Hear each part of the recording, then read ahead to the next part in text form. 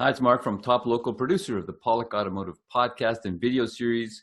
And we're here with Bernie Pawlik of Pawlik Automotive in Vancouver, Vancouver's best auto service experience, 22-time winners of best auto repair in Vancouver. It keeps going up, Bernie. What's going on? How you doing, Bernie?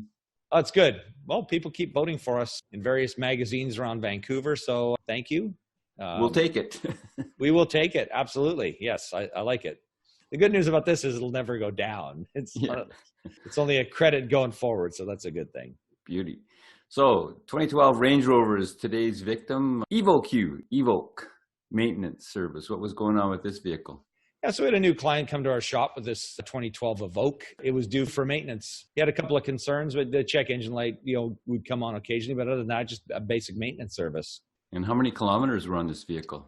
This vehicle had 148,000 kilometers. So, fairly on in life for sure. I don't know what to say. Middle-aged, it's hard to know with cars. Some people think 148 Ks is over the hill, but I think, it's not too far gone. This is a picture of our nice looking Evoque. Pretty cool, stylish vehicle. When I got the thing in the shop, it's a 2012. This is the first model year of this vehicle. And I go, wow, it seems like they were just yesterday. It was a brand new car. And it kind of makes me realize how life the world just keeps on going, Anyways, so yeah, 2012. So this is now an 8-year-old vehicle. And what services were due at this time?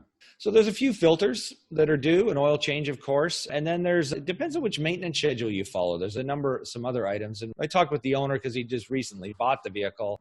We're unsure of, what the maintenance history was on it. So there's basically 2 maintenance schedules that one can follow. And depending on which one you follow, determine some of the other items like whether to change transmission fluid, differential fluids, and so on. So why are there different maintenance schedules? And is that something that's common? We've never talked about that before.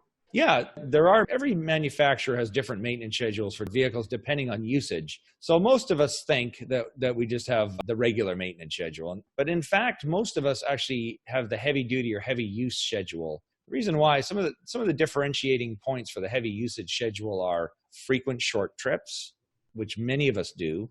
Then there's towing, driving in extremely hot or cold weather. Those are other issues. But that frequent short trip thing is what many people fail to look at and puts us, most people who drive in the heavy maintenance or the severe usage category. So on this particular vehicle, so for severe usage, the transmission fluid, drivetrain fluids, it's recommended those are replaced every 5 years as opposed to 10. In this case, the owner didn't want to do that.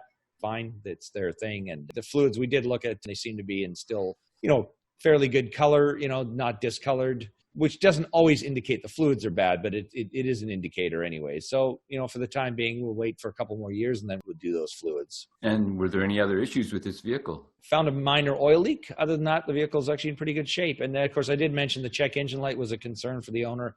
As part of the service, we do a vehicle scan, record the codes, clear them, and we just see what comes up. But there was nothing major, in terms of the codes we found. And it's interesting with a lot of these European vehicles, when we do a full code scan, sometimes we'll get up to like 100 trouble codes. There was actually 20 in the engine module, but a lot of them are like, little communication error between one computer and another. There's sometimes if a battery's weak, it'll set off a whole number of, low voltage in this module. So sometimes you'll get a number of these codes. So we clear them a lot of times. If you re-inspect it or retest it in a week, you'll find there's probably like none or maybe one, of some sort. But, the key thing is if everything's working fine, sometimes I find these codes are just, it's good information, but it can be, you don't want to go down the rabbit hole of trying to fix the stuff. So no other issues, basically, once you looked at the trouble codes? Yeah, it's fine. If the check engine light comes back on and the owner did say that it would sometimes came back on and off, then we're going to need to have it back in for diagnosis.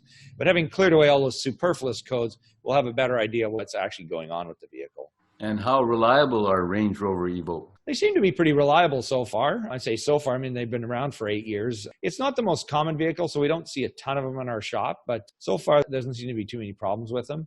These things use a 2-liter Ford EcoBoost engine, so that doesn't sound so fancy, compared to Range Rover. But Ford owned Land Rover and Jaguar for a long time and used their technology. And I think, in a lot of ways, made them much better vehicles, put them kind of mainstream. And where Jaguar was, running out of money when it was a standalone company, Ford put a lot of money in and their technology and really improved these vehicles overall. So this is a 2-liter turbo engine. It's in the EcoBoost family, which you'll find in a lot of other Ford products. So if you want the Range Rover Evoque feel for less money, you can probably find a Ford product, but it won't be as nicely built and as the Range Rover and have the fancy features. Luxuriousness. It's a really cool vehicle. I mean, I always thought, like, right from the beginning, the styling is unique, and it's a nice size vehicle, you know, and with that engine, it's fairly economical considering the size of a vehicle.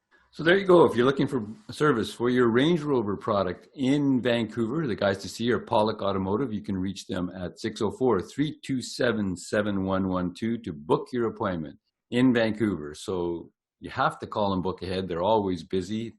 Or check out the website, pawlikautomotive.com. Hundreds, literally hundreds of videos and articles about maintaining all kinds of cars and problems as well. Thank you for watching the YouTube channel, Pawlik Auto Repair, hundreds of videos on there. And of course, thank you for watching and listening to the podcast. We really appreciate it. Leave us a review on Apple Podcasts. Thanks, Bernie. Thanks, Mark. Thanks for watching.